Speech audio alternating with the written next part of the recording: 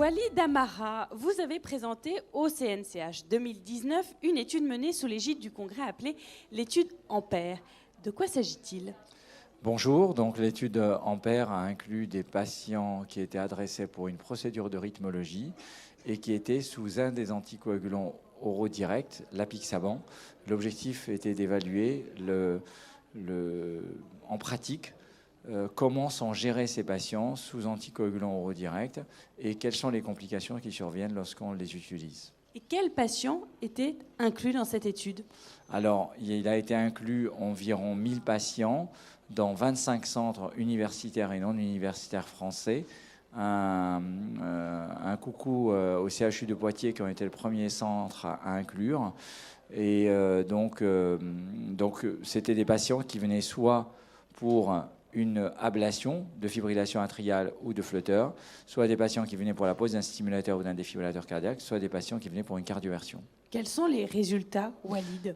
Alors, les résultats, c'est qu'on s'est divisé 3 populations, cardioversion, aucun événement embolique et 25% des patients uniquement qui avaient une ETO. Concernant les patients qui venaient pour un stimulateur ou un défibrillateur, peu de complications, essentiellement des complications mineures, et une durée moyenne d'arrêt du traitement anticoagulant qui était de 29 heures, c'est-à-dire quasiment une journée.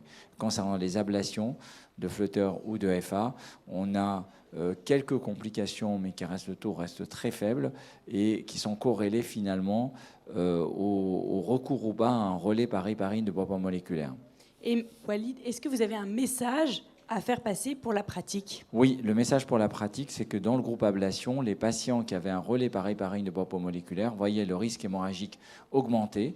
Donc le message pour la pratique, c'est de ne pas faire de relais et soit de faire l'ablation sans aucun arrêt d'anticoagulants oraux directs, soit de suspendre, mais pour une durée très courte, mais vraiment ne pas recourir aux héparines de poids moléculaire pendant l'hospitalisation. Merci Walid Amara de nous avoir éclairé sur cette étude Ampère.